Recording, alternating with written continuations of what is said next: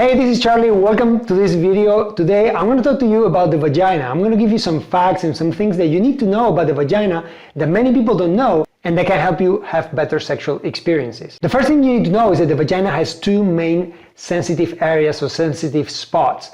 Now, the vagina doesn't have so many nerve endings, really has not that many compared to the clitoris, for example, which has a lot of nerve endings, about 8,000 nerve endings. The vagina doesn't have that many, and the main reason why that happens is because the vagina is where babies come out of, and just to avoid pain, basically, at the end, nature is very wise, and the vagina doesn't have so many nerve endings. Even the anus has more nerve endings than the vagina, so just that you know.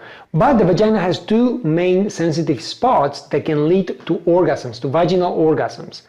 Now, these two spots are the G-spot, which is very close to the entrance of the vagina on the upper front wall, about 1.5 to 2 inches inside in the upper front wall of the vagina. That's where the G-spot is. It's very close to the entrance, so very easy to reach. You can reach it with your hand, with your fingers, and you can reach it with your penis. Any type of size of penis can reach this spot. The second sensitive spot that a woman has is the A spot or deep spot. This spot is very close to the cervix, it's close to the entrance of the uterus, and it's a spot that's very, very sensitive. It's a place at the end of the vagina.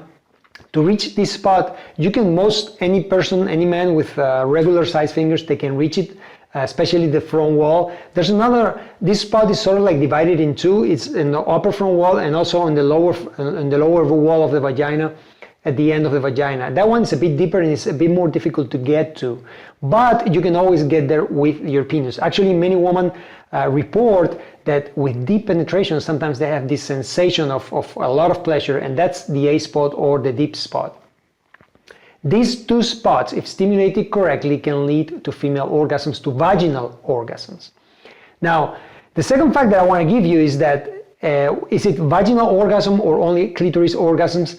The fact is that the vagina is surrounded by a lot of muscles. It's surrounded by the muscles, the pelvic floor muscles, it's surrounded by the clitoris, and all this erectile tissue, which includes the urethral sponge and also the bulbs of the clitoris, are surrounding the vagina. I'll put a picture here so that you can see. Those areas are surrounding the vagina. The vagina is surrounded by all these muscles and all these erectile tissues. So when you stimulate the G-spot, which is part of the urethral sponge is an erectile tissue basically, and that's why it's so sensitive.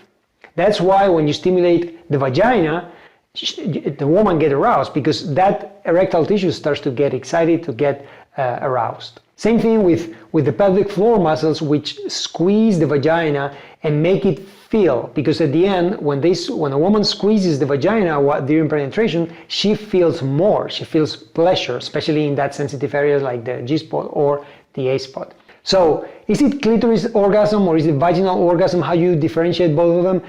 Basically, a woman can have only vaginal orgasm. That can happen because some women, only during penetration, they've experienced orgasm without having to touch the clitoris. But at the end, everything in the vulva, everything in the genital area in the woman, everything is very much interconnected, because the clitoris at the end is completely connected to the vagina. So really, when a woman has an orgasm, many times she doesn't know where it's coming from.